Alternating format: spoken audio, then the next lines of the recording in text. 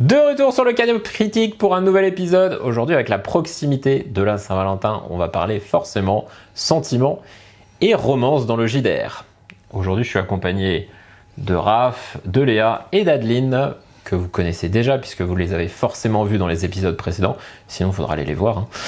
Et aujourd'hui, on va se poser la question, l'amour en JDR, roleplay profond ou malaise critique ?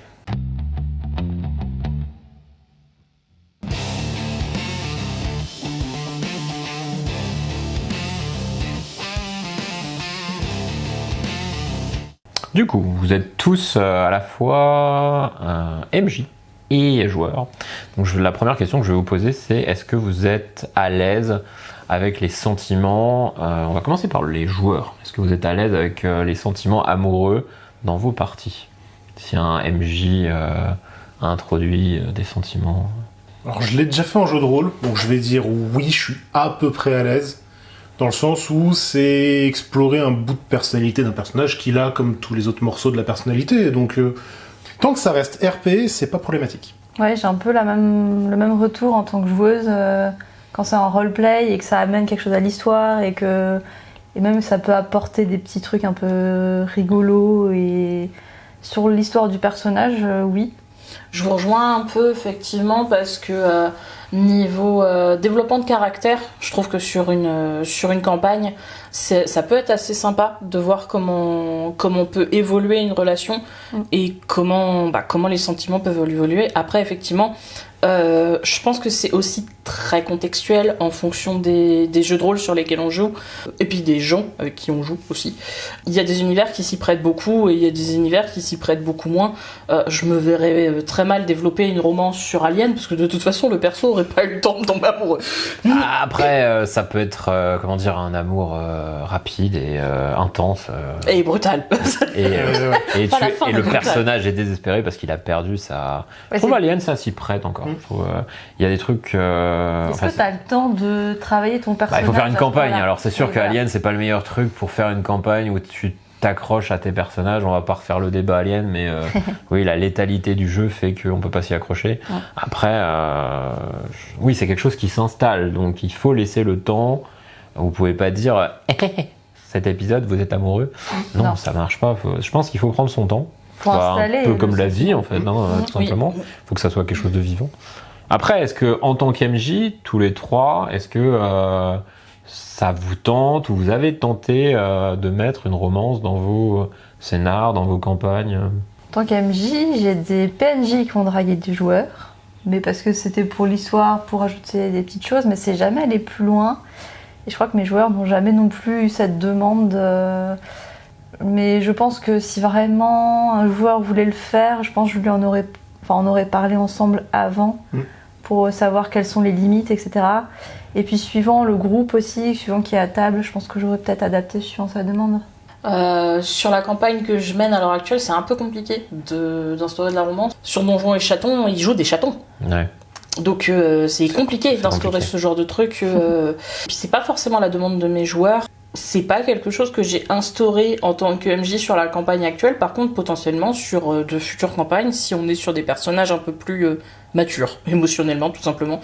Si les joueurs sont d'accord, si les joueurs sont à l'aise. Ouais, pourquoi pas ? Je pense que ça pourrait être sympa. Après, même avec des petits chatons, quand on est enfant, on peut tomber amoureux sans que c'est les amours d'enfants qui ont 6-8 ans, genre c'est mon amoureuse. Si on peut jouer dessus. Je vais faire un bisou. Voilà, c'est ça peut être juste mignon. Voilà, et on s'arrête là.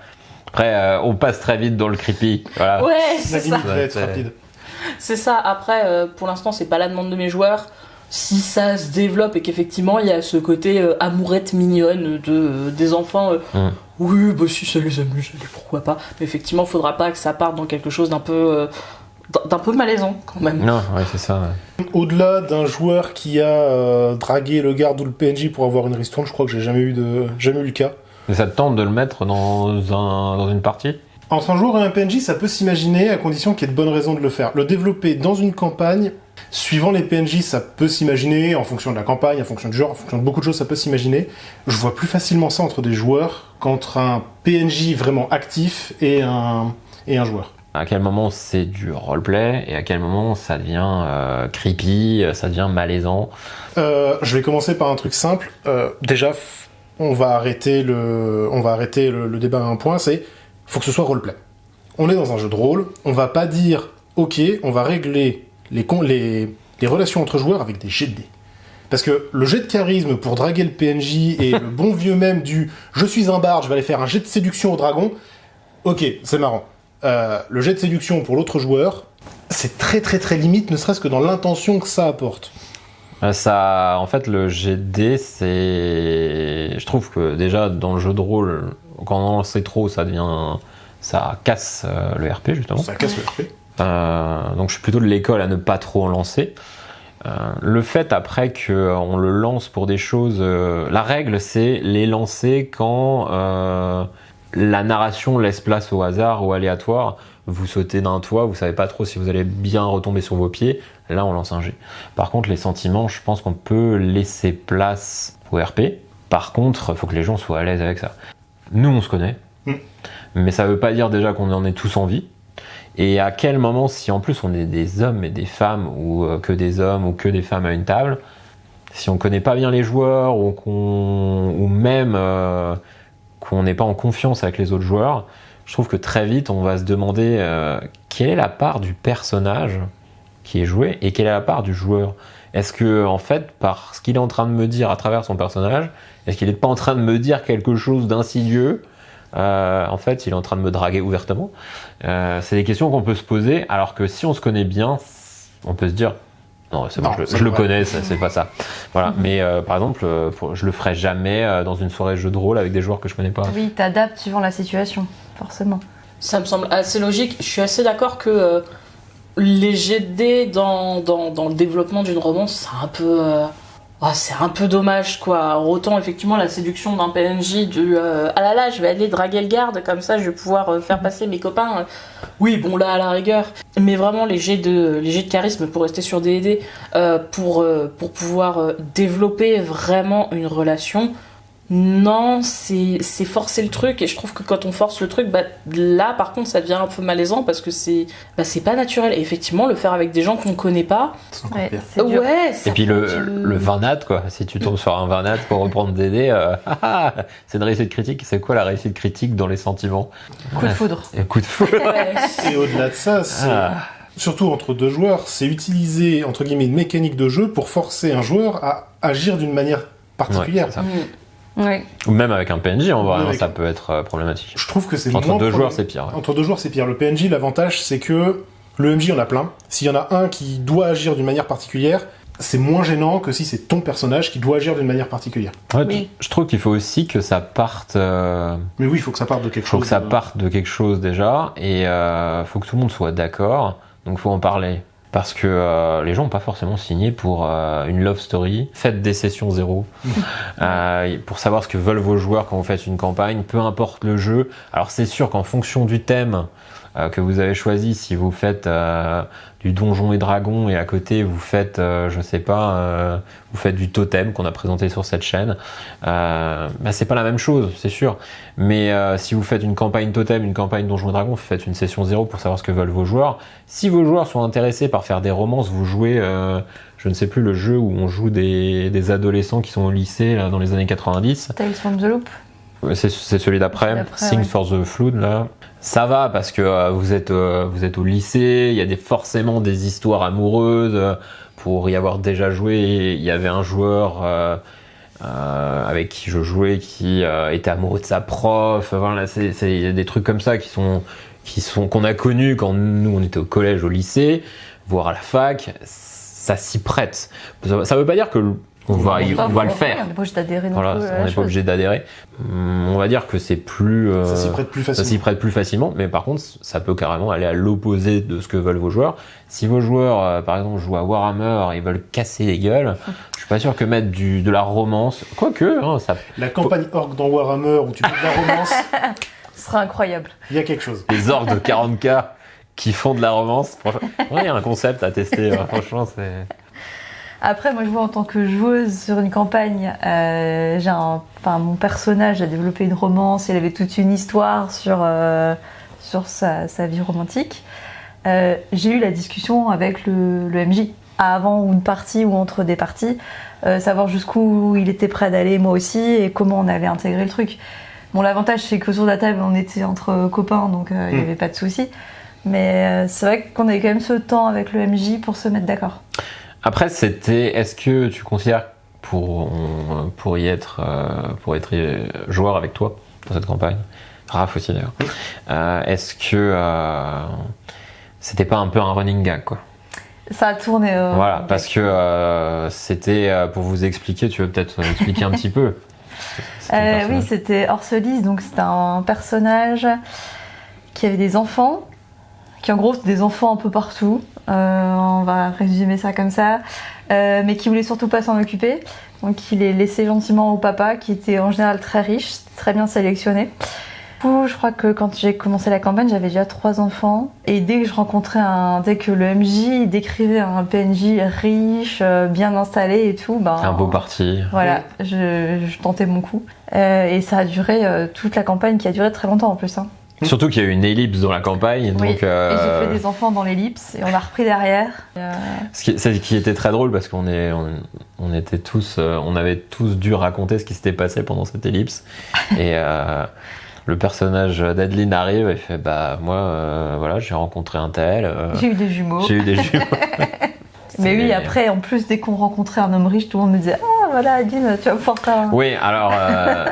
On a beaucoup de choses sur Twitch maintenant, sur YouTube, où on voit des let's play avec des gens qui savent faire ce genre de choses très bien, parce que c'est des gens de métier. Si vous avez envie de le faire et que votre table est, OK pour le faire, faites-le. Après, vous n'avez pas besoin de viser le meilleur Oscar du meilleur acteur. Ça peut être juste touchant et ça peut s'arrêter là. On n'a pas besoin de faire comme Critical Role où ça vous tire les larmes parce que c'est émouvant. Ça peut vous tirer les larmes aussi, sans que ça soit forcément de l'acting incroyable. Moi, la question que je me pose aussi, tu parlais tout à l'heure de quand on joue avec des personnes qu'on connaît pas, est-ce que la personne ne va pas croire qu'on est en train de la draguer à travers notre personnage ? Oui. Je pense que cette question méta, elle se pose aussi pour quand une relation s'arrête en JDR. Parce que la création de la romance, tout ça entre deux personnages, ça fonctionne bien. En tout cas, ça fonctionne bien quand les deux personnes sont d'accord et potentiellement en fonction des affinités. Enfin, quand deux personnages se mettent ensemble et que les deux joueurs sont bons potes, potentiellement, ça peut être rigolo. Par contre, quand la relation s'arrête, faut faire attention, je pense, à la limite entre ce que va décrire ce que vont vivre les personnages et ce que vivent les joueurs. Que ça vienne pas créer des discordes dans la table en elle-même. Totalement. Un conflit, ouais. Et que après, ça vienne pourrir le jeu de tout le monde. C'est un peu dommage. Je pense que là-dessus, faut que les règles soient effectivement bien établies dès la session 0. Après, il y a un point sur lequel on peut rebondir sur le sujet, c'est la relation va modifier entre guillemets l'alchimie du groupe et les relations entre le groupe, et ça va être une occasion de faire du RP, une occasion de créer des points de scénario en fait, et que des relations se créent et se défassent. Je pense que c'est en vrai. Ça peut être intéressant au niveau RP. Le problème, c'est que je trouve encore une fois que le hic, c'est les relations ne concernent que 2 joueurs, si c'est entre 2 joueurs, ou un joueur avec un PNJ, donc ça considère. Si vous avez une table de 4, 5 joueurs, les autres ça exclut un peu sont là, genre voilà, là on va faire la scène où il est amoureux. Alors ça peut être cool parce que il faut que le MJ enrichisse pour que ça concerne tout le monde. Mais à la fin, il faut quand même comprendre que ça ne concerne que les 2 joueurs, ou le joueur et son PNJ, et ça prend du temps. Je veux dire, si on s'occupe de la romance d'un tel avec un tel, pendant ce temps, le groupe ne fait pas autre chose. Si vous avez un groupe pro-aventure, on est toujours à faire des enquêtes ou des donjons ou je sais pas trop quoi. La romance, les gens ils vont peut-être être un peu là, genre elle était bien cette partie, mais à un moment on s'est un peu fait chier, quoi. C'est le problème. Encore plus si jamais il y a des problèmes de planning, où on a genre 2 ou 3 heures pour faire une petite partie pour caler un truc. S'il y en a un tiers qui est dédié à...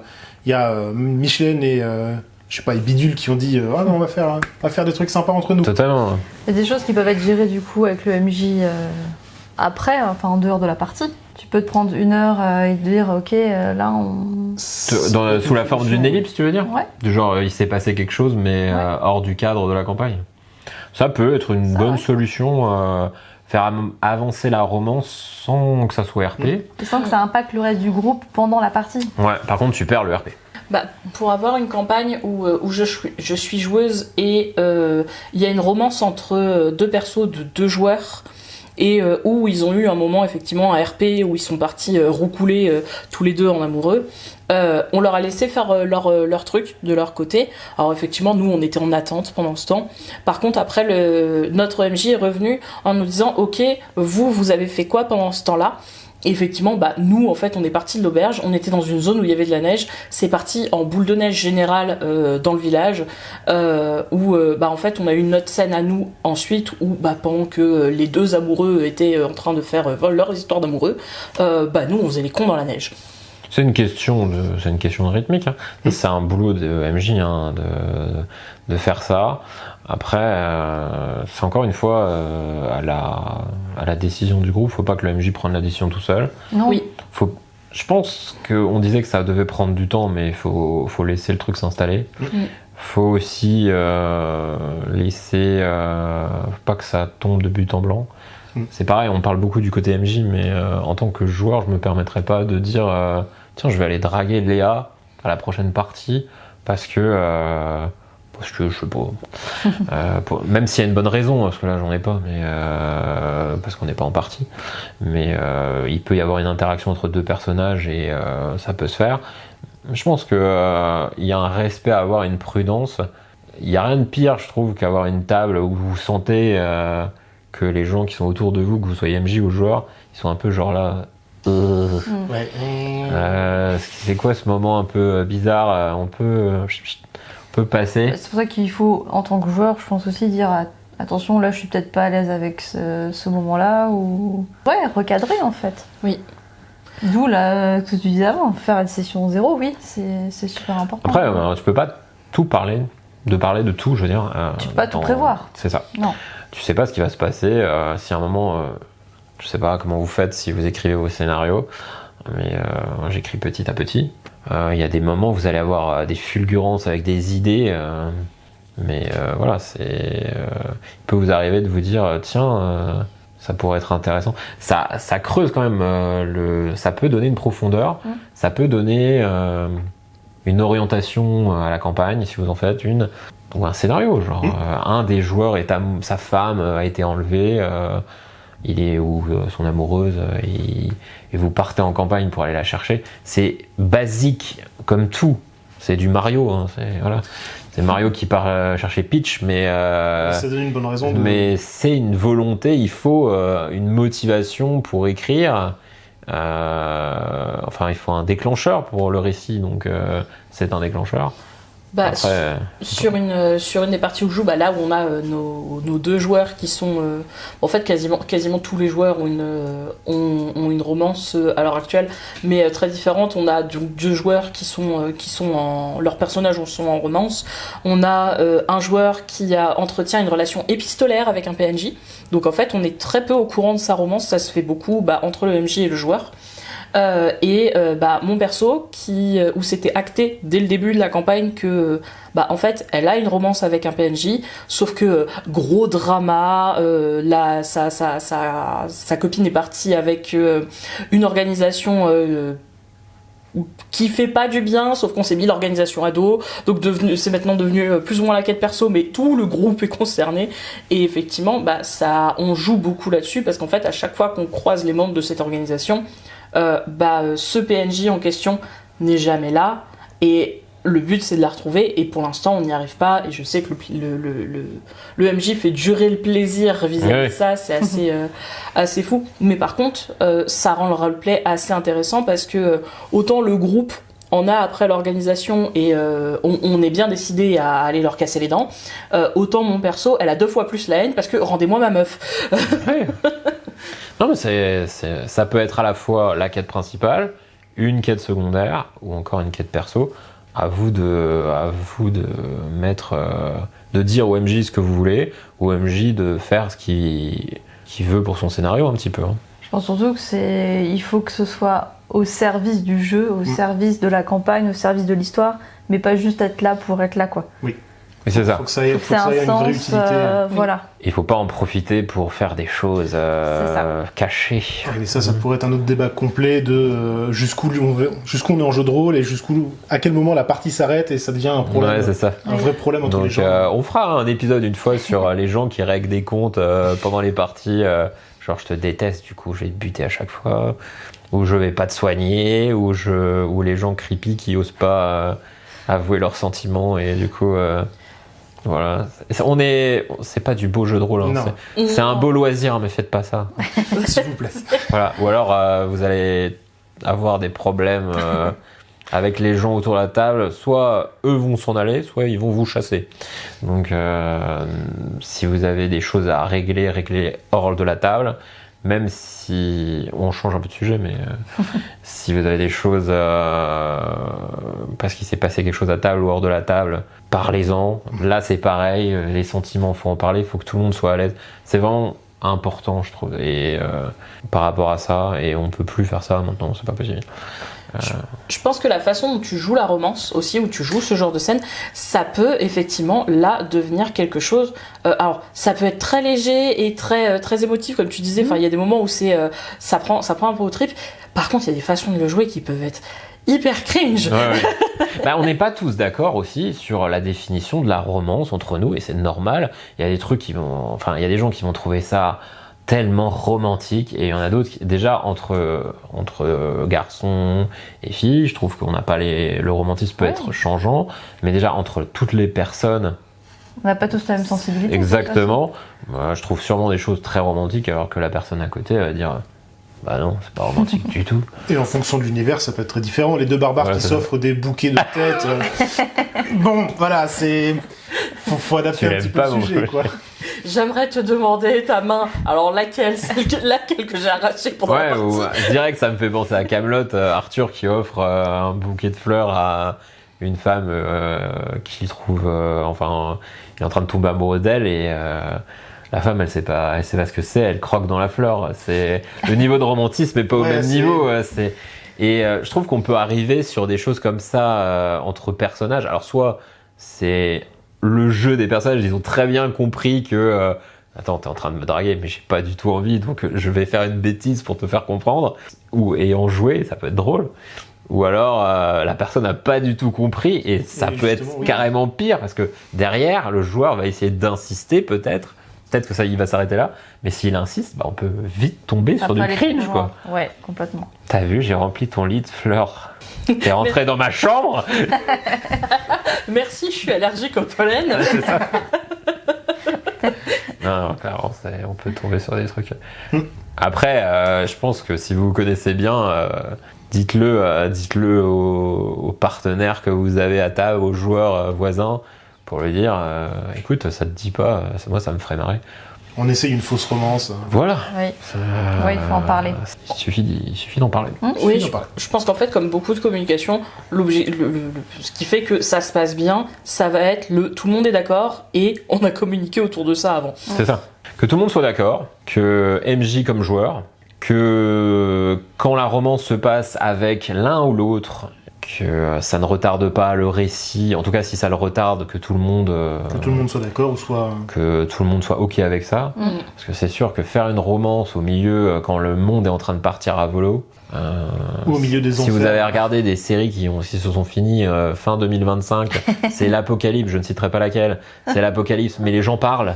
Genre, si c'est l'apocalypse, vous n'avez pas le temps de parler. On est plusieurs à avoir la rêve. Voilà. Qu'est-ce que vous en direz comme mot de la fin ? Moi, je dirais, faut être prudent. On peut très vite basculer dans le malaisant. Même avec ses potes, je ne le ferai jamais à une table où je ne connais pas les joueurs. Et même si je les connais un peu, il faut que ça soit mes potes, il faut que je les connaisse. Il faut en discuter avant. Voilà. Ouais. Lâcher une bombe comme ça, je suis pas très à l'aise, j'avoue. Même moi, je me dis... Des fois, je lis des scénars et je me dis non, ça j'enlève parce que je me sens pas bien avec. Si c'est pour un joueur, un personnage qu'on interprète, ça peut être rigolo, comme je l'ai expliqué sur mon personnage, ça peut être une belle histoire, dans certaines limites et toujours en accord avec le groupe et le MJ. Moi, je dirais si ça vous amuse, amusez-vous avec ça, il n'y a pas de souci. Par contre, communiquez avant et que tout le monde soit d'accord. Joueurs comme MJ, faites attention et effectivement fixez des limites de on autorise ça, mais par contre ça pour autant si je suis pas à l'aise, je force pas. C'est une forme de relation entre les joueurs, donc à gérer comme n'importe quelle relation entre humains. Faites attention. Voilà, on a fait le tour un petit peu de la question. À vous de nous dire dans les commentaires ce que vous faites. Dites-nous clairement vos expériences avec en tant qu'MJ, en tant que joueur. Et puis on se revoit bientôt pour un autre débat. Je remercie vous trois d'être venus. Je remercie ceux qui sont derrière la caméra. Je remercie Zab toujours qui nous propose de faire ce format sur sa chaîne. Et voilà, je vous dis à bientôt. Passez une bonne Saint-Valentin.